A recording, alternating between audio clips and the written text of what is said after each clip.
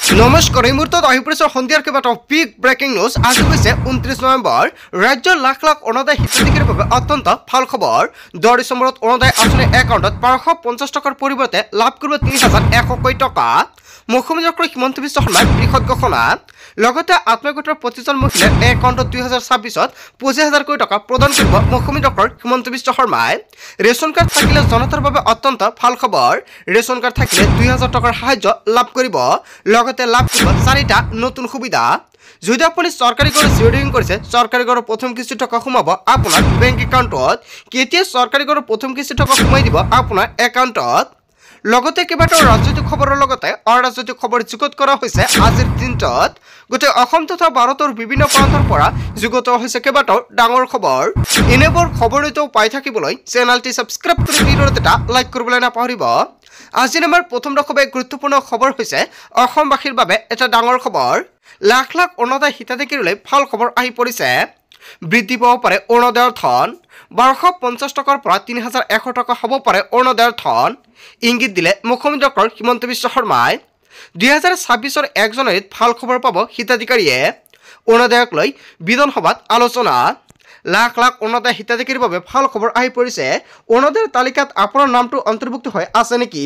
তেনে ক্ষেত্ৰত 10 ডিচেম্বৰত লাখ লাখ অৰুণোদয় হিতাধিকাৰীৰ একাউণ্টত 1250 টকা লাভ কৰিব। যিসকলে অৰুণোদয় আঁচনিৰ টকা আগতে পাইছিলে এতিয়া নাপায়, সেইসকলে 9 ডিচেম্বৰৰ পূৰ্বে আপুনি বেংকত গৈ KYC ফৰ্ম এটা জমা দিব লাগিব। যদি আপোনাৰ KYC কৰা আছে তথাপি টকা পোৱা নাই, তেনে ক্ষেত্ৰত ব্লকত যাব লাগিব। ব্লকত গ'লে সম্পূৰ্ণকৈ সহায় কৰা হ'ব। কিহৰ বাবে আপোনাৰ একাউণ্টত অৰুণোদয় আঁচনিৰ 1250 টকা পোৱা নাই।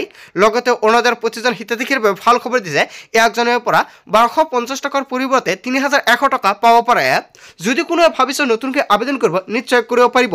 পঞ্চায়তৰ জৰিয়তে নতুনকৈ আবেদন কৰিবলৈ আহ্বান জনাইছে মুখ্যমন্ত্ৰী হিমন্ত বিশ্ব শৰ্মাই। তাৰপিছত অসমবাসী ৰাজ্যিক জনসমাৰ পৰৱৰ্তী খুবেই গুৰুত্বপূৰ্ণ খবৰ। লগতে ডাঙৰ খবৰ, ৰাহুল গান্ধীক বুঢ়া আঙুলি দেখুৱাই দিব পৰা মানুহ অসমত মই আছো। অসমৰ মুখ্যমন্ত্ৰী হিমন্ত বিশ্ব শৰ্মাই কেইবাটাও গুৰুত্বপূৰ্ণ মন্তব্য কৰিছে সদনৰ মাজতে। কংগ্ৰেছত বিপ্লৱ কৰি আহি এইখন আসনত বহিব পৰা মানুহ মই আছো। কংগ্ৰেছৰ পৰা ওলাই আহিলে ৰাজনীতি শেষ হয় বুলি কয়, কিন্তু মই দেখুৱাই দিলোঁ ৰাজনীতি। কংগ্ৰেছক মই ভুল প্ৰমাণিত কৰিলোঁ। ৰাহুল গান্ধীক মই আঙুলি দেখুৱাইছোঁ, বেলেগে নোৱাৰে। মোৰ পজিটিভখিনি চিন্তা কৰক। মন্তব্য কৰিছে অসমৰ মুখ্যমন্ত্ৰী হিমন্ত বিশ্ব শৰ্মাই। হয়, অসমৰ মুখ্যমন্ত্ৰী হিমন্ত বিশ্ব শৰ্মাই যিটো মন্তব্য কৰিছে, জনতাই কি ক'ব? যদি জনতাৰ কিবা মন্তব্য কৰিব লগা থাকে আপোনালোকৰ মন্তব্যটো নিশ্চয় কমেণ্ট কৰি জনাই দিব। তাৰপিছত অসমবাসী ৰাজ্যিক জনসমাৰ পৰৱৰ্তী খুবেই গুৰুত্বপূৰ্ণ খবৰ। লগতে ডাঙৰ খবৰ, প্ৰসংগ 6 জনগোষ্ঠীৰ জনজাতিকৰণ। 6 জনগোষ্ঠীক জনজাতিকৰণৰ মৰ্যাদা দিব লাগে নে নালাগে, এনেকুৱাকৈ কেইবাটাও গুৰুত্বপূৰ্ণ সিদ্ধান্ত গ্ৰহণ কৰিছে। আৰু আজি সদনত কেইবাটাও গুৰুত্বপূৰ্ণ সিদ্ধান্ত গ্ৰহণ কৰিব। আজি বিধানসভাত গ্ৰহণ কৰা হ'ব ঐতিহাসিক সিদ্ধান্ত। সকলোৱে দৃষ্টি নিবদ্ধ 6 জনগোষ্ঠীৰ জনজাতিকৰণৰ ওপৰত। 6 জনগোষ্ঠীৰ জনজাতিকৰণক লৈ ৰাজ্যজুৰি প্ৰতিবাদ চলি আছে। 6 জনগোষ্ঠীৰ প্ৰতিবাদক সঁহাৰি জনাব নাই হিমন্ত বিশ্ব শৰ্মাৰ চৰকাৰে। ইপিনে 6 জনগোষ্ঠীৰ জনজাতিকৰণৰ বিৰোধিতা ট্ৰাইবেল সংঘৰ। ট্ৰাইবেল সংঘই বিচৰা নাই 6 জনগোষ্ঠীৰ জনজাতিকৰণ, কিন্তু 6 জনগোষ্ঠীৰ সংখ্যাত জনজাতিকৰণ লাগিবই। অন্যথা 2026ত বিজেপি চৰকাৰ গাদী উফৰাই দিয়ে। প্ৰসংগ 6 জনগোষ্ঠীৰ জনজাতিকৰণক লৈ হয় বন্ধু বান্ধৱীসকল, এটা বিগ ব্ৰেকিং নিউজ আহি পৰিছে। 6 জনগোষ্ঠীৰ জনজাতিকৰণ লাগে নে নাই, ইয়াৰ বিষয়ত জনতাই কি ক'ব? জনতাৰ মন্তব্যটো নিশ্চয় কমেণ্ট কৰি জনাই দিব। তাৰপিছত অসমবাসী ৰাজ্যিক জনসমাৰ পৰৱৰ্তী খুবেই গুৰুত্বপূৰ্ণ খবৰ। লগতে ডাঙৰ খবৰ, পুৱাই কামপুৰত বেদখলকাৰীৰ মাজত হাহাকাৰ পৰিস্থিতিৰ সৃষ্টি হৈছে। মধ্যসমত চৰকাৰৰ মিছন বনাঞ্চল বেদখলমুক্ত। বনাঞ্চল দখল কৰাৰ প্ৰতিটো ঘৰত চলিছে বুলডোজাৰ। পুৱাৰে পৰা ভয়ংকৰভাৱে বুলডোজাৰ চলাইছে চৰকাৰ প্ৰশাসনে।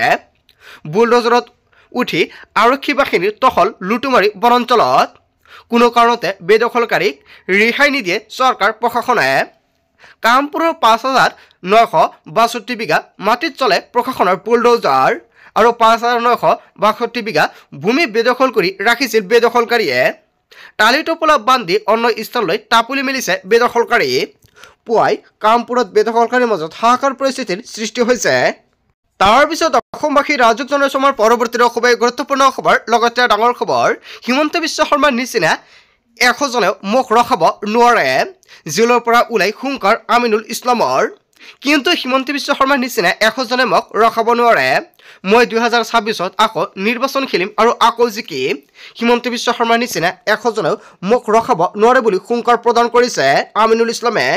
তাৰ পিছত অসমবাসী ৰাজক জনাইছে আমাৰ পৰৱৰ্তী খুবেই গুৰুত্বপূৰ্ণ খবৰ। লগতে ডাঙৰ খবৰ, ৰাজ্যৰ 3 লাখ চাহ শ্ৰমিক লৈ ভাল খবৰ। 3 লাখ চাহ শ্ৰমিকে পাব চৰকাৰী ঘৰ। 3 লাখ চাহ শ্ৰমিকক প্ৰদান কৰা হ'ব ভূমিপট্টা। মালিকৰ দাহতৰ পৰা মুক্তি পাব চাহ শ্ৰমিকে। ভূমিপট্টা পোৱা প্ৰতিজন চাহ শ্ৰমিকে পাব বাসগৃহৰ বাবে সাহায্য। মাটি লাভৰ পিছত বিক্ৰী কৰিব নোৱাৰিব চাহ শ্ৰমিকে। 20 বছৰলৈকে কাকো মাটি বিক্ৰী কৰিব নোৱাৰিব চাহ শ্ৰমিকে। 20 বছৰৰ পিছত কেৱল চাহ শ্ৰমিকৰ লোকসকলেহে কৰিব পাৰিব বিক্ৰী। 2026ত পুনৰ বিজেপি চৰকাৰ আহিলে চাহ শ্ৰমিকে পাব চৰকাৰী ঘৰ। ডাঙৰ ঘোষণা কৰিছে অসমৰ মুখ্যমন্ত্ৰী ডক্টৰ হিমন্ত বিশ্ব শৰ্মাই। তাৰ পিছত অসমবাসী ৰাজক জনাইছে আমাৰ পৰৱৰ্তী খুবেই গুৰুত্বপূৰ্ণ খবৰ। লগতে ডাঙৰ খবৰ, খিলঞ্জীয়াৰ ওপৰত অত্যাচাৰ বন্ধ কৰক। খিলঞ্জীয়াৰ জীয়ৰী আৰু বোৱাৰীক আক্ৰমণ বন্ধ কৰক। খিলঞ্জীয়া লোকৰ ভূমি বেদখল নকৰিব। কঁপি উঠিল থিঙৰ ৰাজপথ। শৃংখল চলিহাৰ নেতৃত্বত থিঙত ওলাই আহিল খিলঞ্জীয়া। হাতে হাতে জোৰ লৈ উত্তাল কৰিলে থিঙৰ ৰাজপথ। অবৈধ বাংলাদেশীৰ বিৰুদ্ধে এই প্ৰতিবাদ সমদল। থিঙত বিৰলাচি থানাৰ গৰ্জন কাৰ্যসূচী। খিলঞ্জীয়াৰ ওপৰত অত্যাচাৰ বন্ধ কৰক। খিলঞ্জীয়াৰ জীয়াৰী আৰু বোৱাৰীক আক্ৰমণ বন্ধ কৰক বুলি এনেকুৱাকৈ হুংকাৰ প্ৰদান কৰিছে জনতাই। তাৰ পিছত অসমবাসী ৰাজক জনাইছে আমাৰ পৰৱৰ্তী খুবেই গুৰুত্বপূৰ্ণ খবৰ। লগতে ডাঙৰ খবৰ, ভাৰতীয় নাগৰিকক অত্যাচাৰ কৰিলে মাত মাতি। কাৰাগাৰৰ পৰা ওলাই মুখ খুলিলে বিতৰ্কিত ইউনুছ তামুলীয়ে। জেলৰ পৰা গামোচাৰে আদৰিলে ইউনুছ তামুলীক। 2 মাহৰ অন্তত মুকলি আকাশৰ তলত বিতৰ্কিত ইউনুছ তামুলী। মিয়াৰ পক্ষত থাকি বিতৰ্কিত মন্তব্য কৰিছিল ইউনুছ তামুলীয়ে। খিলঞ্জীয়ক লৈ বিতৰ্কিত মন্তব্য কৰি জাতীয় সংগঠনৰ ৰোষত পৰিছিল। ইউনুছ তামুলীৰ বিপক্ষে এজাহাৰ দিছিল দল সংগঠনে। শিৱসাগৰ সদৰ থানাত 143/25 নং গোচৰৰ ভিত্তিত গ্ৰেপ্তাৰ কৰা হৈছিল ইউনুছ তামুলীক আৰু ভাৰতীয় নাগৰিকক অত্যাচাৰ কৰিলে মাত মাতিম বুলি এনেকুৱা হুংকাৰ প্ৰদান কৰিছে ইউনুছ তামুলীয়ে। তাৰ পিছত অসমবাসী ৰাজক জনাইছে আমাৰ পৰৱৰ্তী খুবেই গুৰুত্বপূৰ্ণ খবৰ। লগতে ডাঙৰ খবৰ, বাল্য বিবাহৰ ক্ষেত্ৰত চৰকাৰৰ বৃহৎ একশ্যন। কোনো মহিলাই 21 বছৰৰ তলত বিয়া বহিব নোৱাৰিব। বাল্য বিবাহক লৈ আহিব নতুন আইন। অহাবাৰ বিধানসভাত চৰকাৰে আনিব বিধেয়ক। বিয়াৰ বাবে মহিলাৰ ন্যূনতম বয়স হ'ব লাগিব 21। 21 বছৰৰ পূৰ্বে কোনো যুৱতী মহিলা বিয়াত বহিব নোৱাৰিব। বহু বিবাহ আমি বন্ধ কৰিলোঁ। বাল্য বিবাহ আমি বন্ধ কৰিলোঁ। সকলো বিবাহ পঞ্জীয়ন কৰিব লাগিব। তালাক বুলিয়েই তাৎক্ষণিকভাৱে তালাক দিব নোৱাৰিব। বিবাহ বিচ্ছেদৰ বাবে সকলোৰে বাবে একেই হ'ব আইন। বিধানসভাত মুখ্যমন্ত্ৰীৰ ভাষণত এটা ডাঙৰ মন্তব্য কৰিছে অসমৰ মুখ্যমন্ত্ৰী ডক্টৰ হিমন্ত বিশ্ব শৰ্মাই। তাৰ পিছত অসমবাসী ৰাজক জনাইছে আমাৰ পৰৱৰ্তী খুবেই গুৰুত্বপূৰ্ণ খবৰ। লগতে ডাঙৰ খবৰ, ৰাজ্যত শীঘ্ৰে আহিব ইউনিফৰ্ম চিভিল কোড। অহাবাৰ মুখ্যমন্ত্ৰী হ'লে সদনত উত্থাপন কৰা হ'ব UCC। বিধানসভাৰ প্ৰথম অধিৱেশনত আহিব UCC। মই মুখ্যমন্ত্ৰী হৈ উভতি আহিলে UCC আনিম। মোক যিয়ে যিমান পাৰে বাধা দিয়ক, কিন্তু মোক যদি বাধা দিব নোৱাৰে সদনত প্ৰথম অধিৱেশনত UCC আনিম। ভুলতো যদি পুনৰবাৰ মুখ্যমন্ত্ৰী হওঁ সদনত আহিব UCC। সদনত অখিল গগৈক স্পষ্ট কৰি দিলে অসমৰ মুখ্যমন্ত্ৰী ডক্টৰ হিমন্ত বিশ্ব শৰ্মাই। ৰাজ্যত শীঘ্ৰে আহিব ইউনিফৰ্ম চিভিল কোড। অসমৰ মুখ্যমন্ত্ৰী ডক্টৰ হিমন্ত বিশ্ব শৰ্মাই বিধানসভাত কেইবাটাও গুৰুত্বপূৰ্ণ সিদ্ধান্ত গ্ৰহণ কৰিছে। তাৰ পিছত অসমবাসী ৰাজ্যিক আমাৰ পৰৱৰ্তী খুবেই গুৰুত্বপূৰ্ণ খবৰ। লগতে ডাঙৰ খবৰ, সন্তান জন্ম নহ'লে যদি পত্নীক স্বামীয়ে এৰি দিয়ে তেন্তে পত্নীৰ লগত স্বামীকো কৰা হ'ব পৰীক্ষা। নাৰীক দুখ দিয়া ছিষ্টেম আৰু নচলিব। বহু বিবাহ ৰোধ কৰিবৰ বাবে অসম চৰকাৰে বিশেষ পদক্ষেপ গ্ৰহণ কৰিছে। বিধানসভাত গৃহীত হ'ল বহু বিবাহ প্ৰতিৰোধ বিধেয়ক 2025। মুখ্যমন্ত্ৰী ডক্টৰ হিমন্ত বিশ্ব শৰ্মাই কৰিলে ডাঙৰ ঘোষণা। তাৰ পিছত অসমবাসী ৰাজক জনাইছে আমাৰ পৰৱৰ্তী খুবেই গুৰুত্বপূৰ্ণ খবৰ। লগতে ডাঙৰ খবৰ, অখিল গগৈ আচলতে কাৰ মানুহ? এনেকুৱাকৈ অসমৰ মুখ্যমন্ত্ৰী ডক্টৰ হিমন্ত বিশ্ব শৰ্মাই বিধানসভাত প্ৰশ্ন উত্থাপিত কৰিছে। কংগ্ৰেছক সৰিয়াবলৈ অখিল গগৈ দিয়ে পৰামৰ্শৰ বাবে কংগ্ৰেছক সৰিয়াবলৈ পৰামৰ্শ দিয়ে অখিল গগৈয়ে। য'ত অখিল গগৈ থাকে তাত শত্ৰু আৰু বন্ধু নালাগে। অৰুণোদয়ৰ ধন বৃদ্ধি কৰাৰ পৰামৰ্শ দিলে বিজেপিক। 3100 টকা হ'ব পাৰে অৰুণোদয়ৰ ধন। 1 জুলাইত মুখ্যমন্ত্ৰী ডক্টৰ হিমন্ত বিশ্ব শৰ্মাই কৰিব ডাঙৰ ঘোষণা। 1 জুলাইৰ পৰা বৃদ্ধি হ'ব পাৰে অৰুণোদয়ৰ ধন। লাখ লাখ অৰুণোদয় হিতাধিকাৰীৰ বাবে মুখ্যমন্ত্ৰী ডক্টৰ হিমন্ত বিশ্ব শৰ্মাৰ ডাঙৰ ইংগিত। এইখন চৰকাৰে দিয়া প্ৰতিশ্ৰুতি 100% পালন কৰিছে। কংগ্ৰেছক হৰুৱাৰ কাৰণে যিমান পৰামৰ্শ লাগে সেইখিনি অখিল গগৈয়ে আপুৰুগীয়াকৈ হ'লেও দি দিয়ে। অখিল গগৈ আচলতে কাৰ মানুহ বুলি এতিয়া এনেকুৱাকৈ মুখ্যমন্ত্ৰী ডক্টৰ হিমন্ত বিশ্ব শৰ্মাই প্ৰশ্ন উত্থাপিত কৰিছে।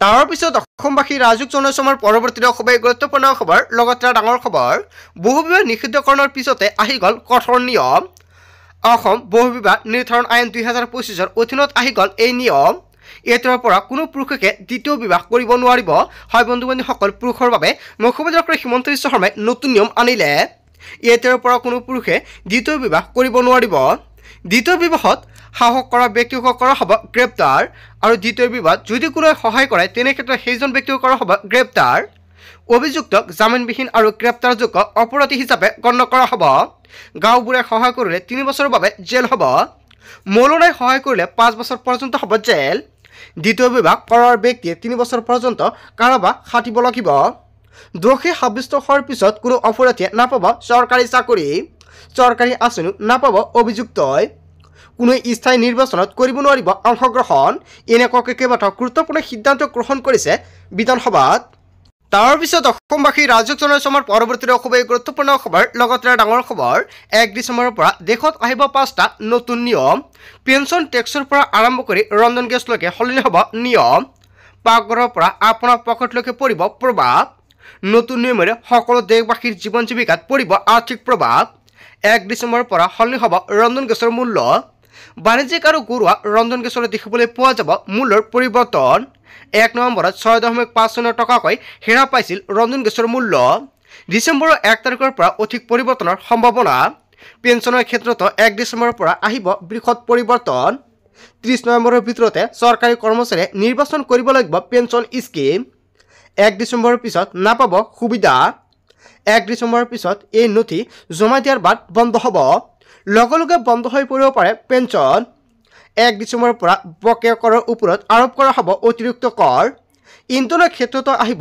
দৰদামৰ বৃহৎ তাৰতম্য তাৰ পিছত অসমবাসী ৰাজুক জনাইছো আমাৰ পৰৱৰ্তী খুবেই গুৰুত্বপূৰ্ণ খবৰ লগতে ডাঙৰ খবৰ ৰাজ্যৰ লাখ লাখ গৃহিণীৰ কমিল চিন্তা হেৰা পাব ৰন্ধন গেছৰ মূল্য মাত্ৰ 700 টকাতে লাভ কৰিব ৰন্ধন গেছ লাখ লাখ অন্নদাতা হিতাধিকাৰীৰ বাবে ৰাজ্য চৰকাৰে দিছে এই সুবিধা পূৰণ কৰক মুখ্যমন্ত্ৰী সুলভ ইন্ধন আঁচনিৰ প্ৰপত্ৰ আজি সংগ্ৰহ কৰি পূৰণ কৰক প্ৰপত্ৰ মুখ্যমন্ত্ৰী সুলভ ইন্ধন আঁচনিৰ অধীনত 700 টকাতে লাভ কৰিব গেছ চিলিণ্ডাৰ এই প্ৰপত্ৰ পূৰণ কৰি জমা দিলে লাভ কৰিব 250 টকাৰ ৰাজসাহায্য প্ৰতিটো ৰন্ধন গেছৰ চিলিণ্ডাৰত অন্নদাতা হিতাধিকাৰী পৰিয়ালে লাভ কৰিব ৰাজসাহায্য ৰেচন কাৰ্ড থকা প্ৰতিটো পৰিয়ালে লাভ কৰিব এই সুবিধা ইয়াৰ বাবে আপোনাৰ আধাৰ কাৰ্ডৰ নম্বৰ সন্নিৱিষ্ট কৰিব লাগিব পঞ্জীয়নভুক্ত মোবাইল নম্বৰ দিব লাগিব অন্নদাতা হিতাধিকাৰীৰ নাম আৰু অন্নদাতা আইডি শুদ্ধভাৱে দিব লাগিব প্ৰপত্ৰ পূৰণ কৰি দিয়ে লাভ কৰিব 250 টকাৰ ৰাজসাহায্য পলম নকৰি আজি আপুনি প্ৰপত্ৰ সংগ্ৰহ কৰক আৰু আপুনি ফিল আপ কৰক আৰু কোনে এই ফৰ্ম ফিল আপ কৰিব পাৰিব যদি আপোনাৰ ঘৰত ৰন্ধন গেছ আছে অন্নদাতা আছে আৰু ৰেচন কাৰ্ড আছে তেনে ক্ষেত্ৰত এই ফৰ্মটো ফিল আপ কৰিব পাৰিব যদি অন্নদাতা আৰু ৰেচন কাৰ্ড আছে তেনে ক্ষেত্ৰত এই ফৰ্মটো আপুনি ফিল আপ কৰিব নোৱাৰিব এই তিনিটা সুবিধা থকা ব্যক্তিহে কৰিব পাৰিব আবেদন যদি আপোনাৰ ঘৰত এই তিনিটা সুবিধা আছে তেনে ক্ষেত্ৰত আজি আপুনি প্ৰপত্ৰটো ফিল আপ কৰক এই প্ৰপত্ৰটো আপুনি ক'ৰ পৰা সংগ্ৰহ কৰিব অতি শীঘ্ৰে যোগাযোগ কৰক আপুনি পঞ্চায়তৰ সৈতে সকলো সুবিধা লাভ কৰিব আপুনি বা ব্লকৰ সৈতেও আপুনি যোগাযোগ কৰিব পাৰে তাৰ পিছত অসমবাসী ৰাজুক জনাইছো আমাৰ পৰৱৰ্তী খুবেই গুৰুত্বপূৰ্ণ খবৰ লগতে ডাঙৰ খবৰ মিয়াৰবৰ্ড লাগিব বিজেপিক লাগিব বুলি এটা ডাঙৰ খবৰ আহি পৰিছে প্ৰথমবাৰৰ বাবে ৰাজ্যিক বিজেপিৰ সভাপতি কৰিলে ডাঙৰ ঘোষণা হয় বন্ধু বান্ধৱীসকল দিলীপ শইকীয়াই ঘোষণা কৰিছে ৰাজ্যিক বিজেপিৰ সভাপতিয়ে বান্ধি দিলে চৰ্ত মিয়াই অসমীয়াক ভাল পোৱা আৰম্ভ কৰিলে মিয়াৰবৰ্ড আমাক লাগিব অসমৰ মাটি বেটি কৃষ্টি সংস্কৃতি আঘাত নকৰিলে মিয়াৰবৰ্ড আমাক লাগিব মিয়াই অসমীয়াৰ অধিকাৰৰ ওপৰত হস্তক্ষেপ কৰি থাকিলে নালাগে মিয়াৰবৰ্ড লাগিব বিজেপিক হয় বন্ধু বান্ধৱীসকল এটা বিগ ব্ৰেকিং নিউজ আহি পৰিছে